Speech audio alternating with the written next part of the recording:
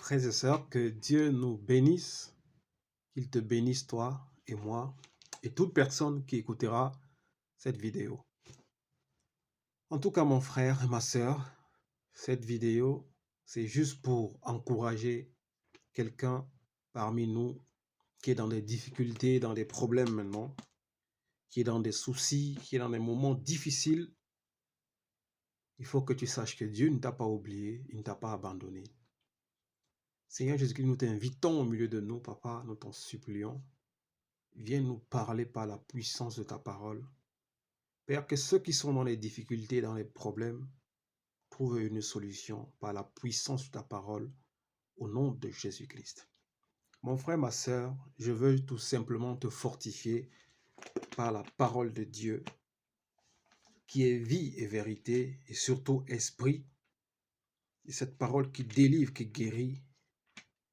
Je veux te dire, mon frère, ma sœur, toi qui vis des moments difficiles, des moments périlleux, des moments d'incompréhension, des moments où tu te poses la question, est-ce que tu pourras finir même l'année? Mais je veux te dire, prends courage, fortifie-toi et prends courage, parce que Dieu est bon. Si Dieu n'était pas bon, beaucoup d'entre nous seraient morts. Mais si tu es vivant, c'est parce que Dieu t'aime. La Bible déclare que vaut mieux un chien mort, un chien vivant qu'un homme mort. Et quelque part en Afrique, on dit, tant qu'il y a la vie, il y a l'espoir. Je veux te fortifier malgré les moments, mon frère, ma soeur, malgré les difficultés. Il faut que tu saches que c'est dans la difficulté, dans les moments de faiblesse, que Dieu agit. L'apôtre Paul avait une épine sur le dos.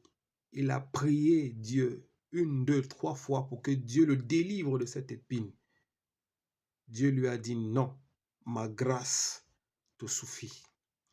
Ce n'est pas parce que tu es malade, ce n'est pas parce que tu vis les moments difficiles que tu n'as pas la grâce de Dieu. L'apôtre Paul a prié 3 fois, lui qui était un grand homme de Dieu, mais Dieu lui a dit, ta grâce me suffit, car c'est dans ta faiblesse que ma puissance agit et elle se manifeste.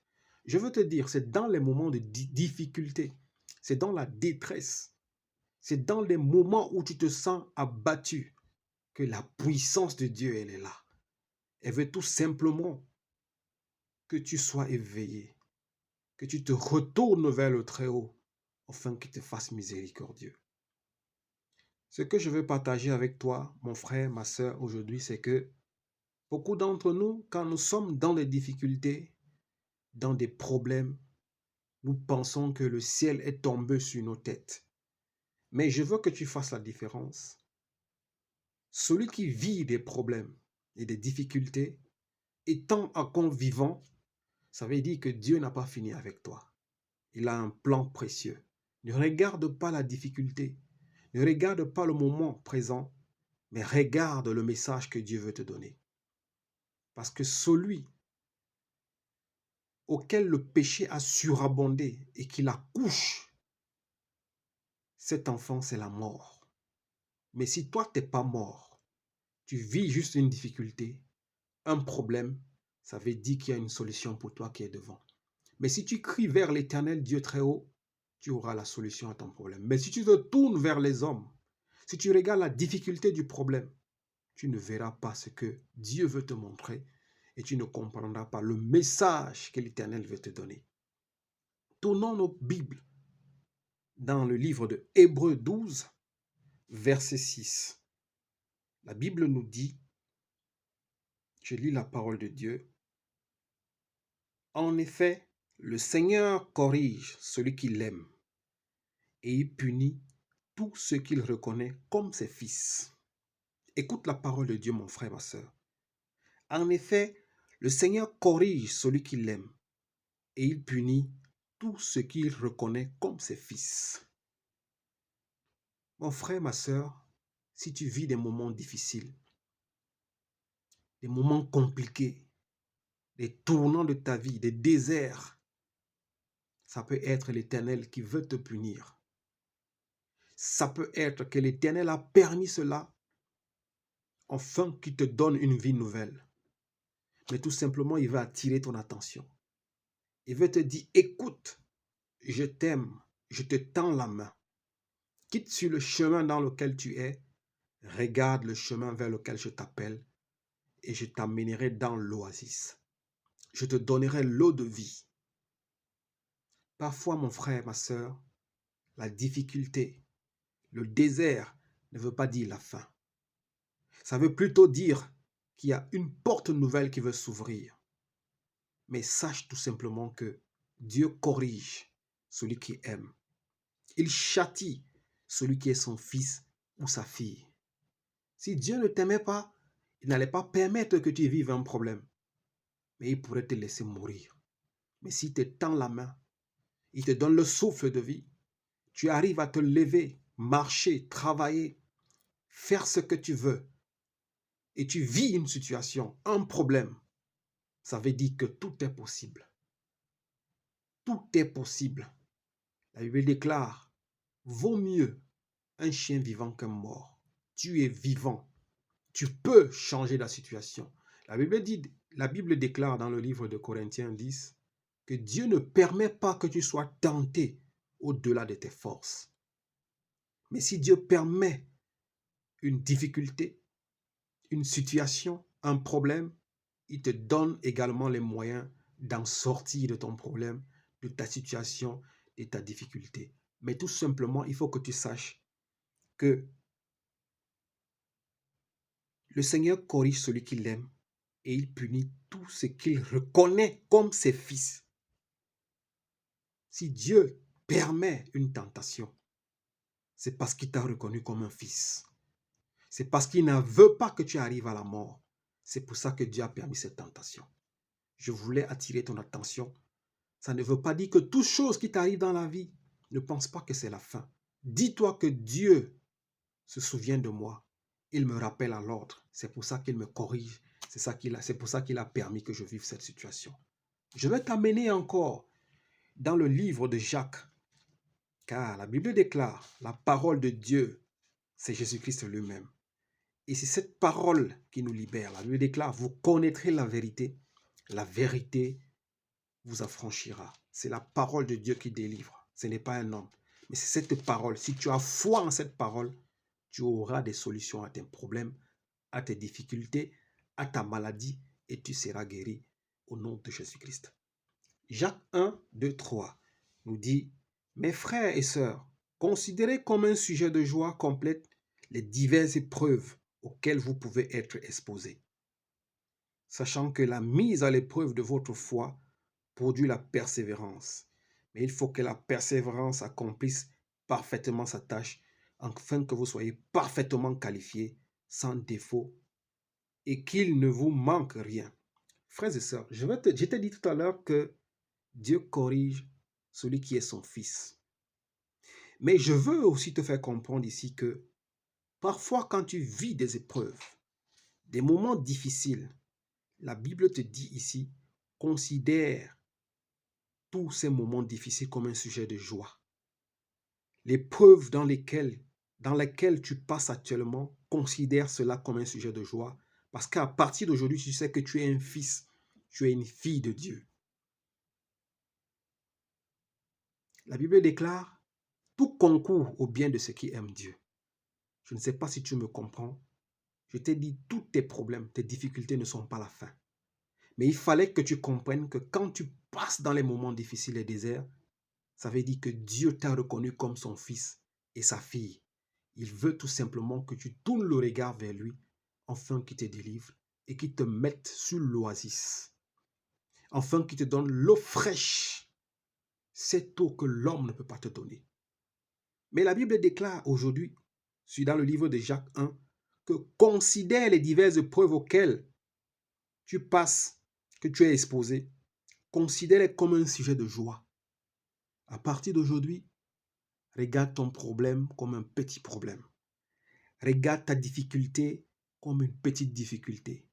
Sois rempli de joie, de paix, d'assurance, parce que maintenant tu sais que tu es fils, que tu es fille de Dieu. Je voulais attirer ton attention en te dire que Sache que la mise à l'épreuve de votre foi, ta foi sera mise à l'épreuve. Des difficultés, les problèmes que tu traverses maintenant, peut-être c'est ta foi qui est mise à l'épreuve. Dieu veut voir quelle est la grandeur de ta foi. Dieu veut voir comment est-ce que tu peux l'élever dans ta vie malgré les problèmes, les difficultés. Dieu veut voir, est-ce que tu le considères, est-ce que tu le respectes. Dieu veut voir, est-ce que tu le regardes plus grand que toute chose. Si tu élèves Dieu dans ta vie pendant ces moments de difficulté, de détresse, si tu fais grandir ta foi malgré les douleurs, les difficultés, malgré tout ce que l'hôpital a dit sur toi, mais toi, tu continues à élever Dieu dans ta vie en disant que Seigneur, je sais que tu sais tout, tu vois tout et tu peux tout. C'est alors que l'Éternel Dieu va agir par rapport à ta foi, parce que la Bible déclare qu'il te sera fait selon ta foi. Considère à partir d'aujourd'hui tes problèmes comme un sujet de joie.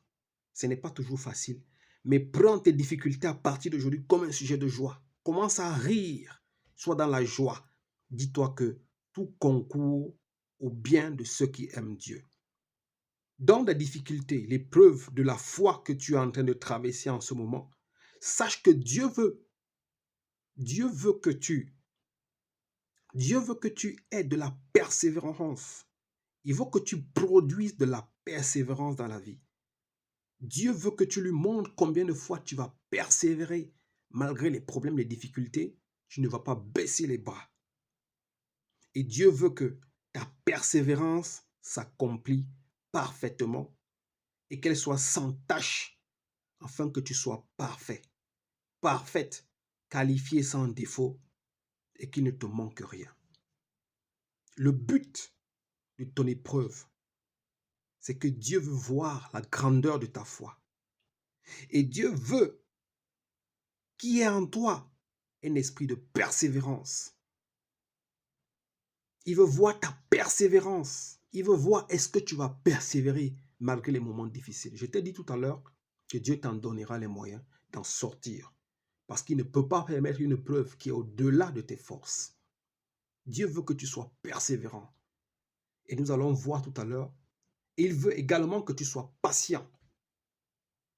Et c'est alors là qu'il va te délivrer. Allons dans le livre de Jacques toujours, au verset 5.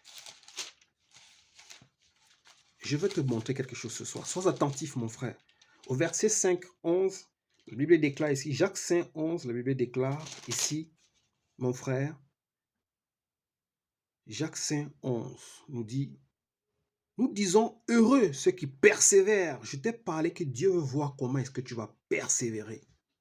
Dieu veut voir le degré de ta foi, le degré de ta persévérance malgré ces moments difficiles que tu traverses.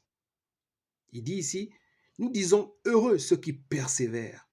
Vous avez entendu parler de la persévérance de Job et vous avez vu la fin que le Seigneur lui a accordée. Car le Seigneur est plein de tendresse et de compassion. Mon frère, Dieu veut que tu persévères. Comme Job qui était atteint d'un ulcère, d'un cancer de la peau, mais malgré le cancer de la peau, les difficultés de Job, Job persévérait. Il avait foi à son Dieu. Et il savait que quoi qu'il arrive, que ce soit la mort, que ce soit la vie, Job a dit, je sais que mon Rédempteur se lèvera le dernier. Mon frère, quoi que les médecins ont dit sur ta vie, quoi ou peu importe le problème que tu traverses, aie foi en Dieu et à son Fils, le Seigneur Jésus-Christ. Persévère malgré les moments difficiles, les douleurs que tu traverses. Et mets dans ton cœur que Dieu est fidèle et qu'il ne t'abandonnera pas. Je t'ai dit au début que Dieu châtie celui qui l'aime et celui qui reconnaît comme son fils. Ne regarde pas ton épreuve comme un sujet de mort, mais regarde tes difficultés, tes épreuves comme un sujet de joie. Dis-toi que Dieu veut que tu aies une foi grandissante, une persévérance, afin qu'il te délivre et qu'il te ramène sur les parvis de l'Éternel. Romains 6, mon frère, ma sœur, allons dans le livre de Romains 6. Je veux te montrer celui qui n'est pas un enfant de Dieu ou que Dieu a abandonné. Je t'ai montré celui qui est un enfant de Dieu et que Dieu reconnaît comme son fils. Dieu peut le châtier. Dieu peut permettre l'épreuve. Je vais te montrer celui que Dieu a rejeté ou il a abandonné. Romains 6, 23 nous dit, frères et sœurs, je veux te fortifier. Écoute cette parole. La Bible déclare, au 23, en effet, le salaire du péché, c'est la mort. Mais le don gratuit de Dieu, c'est la mort. Le salaire du péché, c'est la mort. Mais le don gratuit de Dieu, c'est la vie éternelle en Jésus-Christ. Le salaire du péché, c'est la mort. Celui qui a atteint le plafond du péché dans sa vie, tu meurs dans tes difficultés, tu meurs dans tes problèmes. Tu ne réaliseras même pas ta difficulté. Tu ne sauras même pas que tu as un problème, mais c'est tout de suite la mort. Parce que ton péché a conçu un enfant, et cet enfant, c'est la mort. Tu ne verras pas ce problème venir. Tu ne verras pas la difficulté. Dieu ne te permettra même pas que tu persévères. Il ne permettra même pas que tu aies la foi. Regarde la différence entre un enfant qui est reconnu comme fils et fille de Dieu et la différence entre celui qui n'est pas reconnu comme fils ou fille de Dieu. Ton péché a atteint l'apogée. Alors, ton salaire du péché, c'est la mort. Mais toi qui vis un problème, une difficulté, sache que Dieu te connaît. Il tend la main. Il veut que tu le prennes par la main. Il cogne à ta porte. Il veut tout simplement que tu te réveilles dans le sommeil dans lequel tu dors. Comme la Bible déclare, réveille-toi, toi qui dors dans les ténèbres, afin que Christ éclaire. Dieu veut que tu te réveilles de ton sommeil mortel. Dieu veut que tu sortes de cette prison. Dieu veut que tu réveilles ton esprit, que ton intelligence s'éveille, afin que tu saches que tu es un fils, tu es fille de Dieu. Alors, voilà la différence que je te montre entre un fils et une fille de Dieu et celui qui n'est pas fils, qui n'est pas fille de Dieu. Quand le péché atteint un niveau très élevé, c'est la mort. Je t'ai dit que tant que tu es en vie, tu as espoir. Romains 6, 23 dit, le salaire du péché, c'est la mort. Mais le don gratuit de Dieu, c'est la vie éternelle en Jésus-Christ. À partir d'aujourd'hui, commence à regarder ton péché, ton problème, ta difficulté minime. Je t'amène dans Psaume 34. Mon frère, ne regarde pas ton problème, ne regarde pas ta difficulté, mais tourne-toi vers l'Éternel Dieu des armées, qui est capable de changer ta difficulté en étant un sujet de joie, un sujet de paix, un sujet d'amour. Il est capable de changer ta malédiction en bénédiction. Psaume 34, verset 20 nous dit, mon frère, ma sœur, beaucoup de malheurs atteignent le juste, mais l'Éternel l'en délivre toujours. Mon frère, si tu es vivant et que tu as des malheurs, des difficultés qui t'atteignent, c'est normal. C'est la Bible qui le dit. Beaucoup de malheurs atteignent le juste, mais l'Éternel l'en délivre toujours. À partir d'aujourd'hui, ne regarde pas une difficulté comme si Dieu t'avait abandonné. Ne regarde pas ton problème comme si Dieu n'existait plus dans ta vie. Mais Dieu veut que tu saches à partir d'aujourd'hui que tu es son fils, que tu es sa fille. Quand un problème arrive, tourne-toi vers lui. Il te connaît, il ne t'a pas abandonné. Beaucoup de malheurs atteignent le juste, mais l'Éternel en délivre toujours. Au 21, on dit, il garde tous ses os, aucun de n'est brisé. Au 22, on dit, au 23, on dit, l'Éternel rachète l'âme de ses serviteurs et tous ceux qui cherchent refuge en lui échappent à la condamnation. Le but de ta difficulté, le but de ton problème, le but de tes moments difficiles, c'est que Dieu veut racheter ton âme de la mort. Parce que la Bible déclare, le salaire du péché, c'est la mort. Mais Dieu veut racheter ton âme de la mort afin que tu ne meurs pas. Comprends le pourquoi il y a des difficultés, comprends pourquoi il y a des moments difficiles, comprends pourquoi il y a des déserts. C'est parce que Dieu veut racheter ton âme de la mort. Alors à partir d'aujourd'hui, aie foi en Dieu et sois patient et patiente, afin que ta foi produise la persévérance, que ta foi produise la patience, afin que tu sois vu juste au-devant de Dieu et que tu sois délivré. Finissons ce message dans le livre de Jacques. Mon frère, sois béni. J'espère que cette parole va t'encourager, elle va te fortifier, elle va te remplir. À partir d'aujourd'hui, tu seras rempli de joie. Tu ne seras plus un sujet de peur, d'angoisse et de tristesse, mais tu seras un homme rempli de joie parce que tu sais que ta difficulté, ton problème est passager et qu'il aura une solution au nom de Jésus-Christ. Jacques 1, verset 21. Pour finir ce petit message d'encouragement. C'est pourquoi rejetez toute souillure, tout débordement dû à la méchanceté et accueillez avec douceur la parole qui a été plantée en vous et qui peut sauver vos âmes. Mon frère, à partir d'aujourd'hui, rejette tous les souillures, les péchés, tous les débordements, toutes les méchancetés, les colères, tout ce que tu faisais du mal. Et accueille à partir d'aujourd'hui la douceur, la parole qui a été plantée en toi et qui peut sauver ton âme. Mon frère, Dieu châtie celui qui l'aime et celui qui reconnaît comme son fils et sa fille. Les difficultés, regarde-les à partir d'aujourd'hui comme un sujet de joie. Mais appuie-toi sur le Seigneur Jésus-Christ. Aie foi en lui. Produis de la patience. Produis de la persévérance dans sa parole. Regarde vers lui, car l'Éternel veut sauver ton âme. Il veut sauver ton âme de la mort. Parce que le salaire du péché, c'est la mort. Nous sommes tous pécheurs. La Bible déclare, celui qui reconnaît, qui confesse ses péchés et les délaisse, obtient miséricordieux. Dieu a permis que tu sois châtié. Dieu a permis que tu passes dans les moments difficiles. Dieu a permis que tu sois dans la maladie, tout simplement parce qu'il veut s'élever dans ta vie. Lis l'histoire de Job. À la fin, Job s'est rétabli. Job a retrouvé tout ce qu'il avait perdu.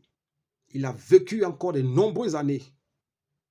Heureux, heureux, heureux, heureux, heureux. Que la paix soit avec toi. Que la joie traverse ton âme ce matin ou ce soir. Que la puissance de Dieu t'embrasse. Que l'ombre du Très-Haut te couvre au nom de Jésus-Christ. Afin que tu voies la main de l'Éternel.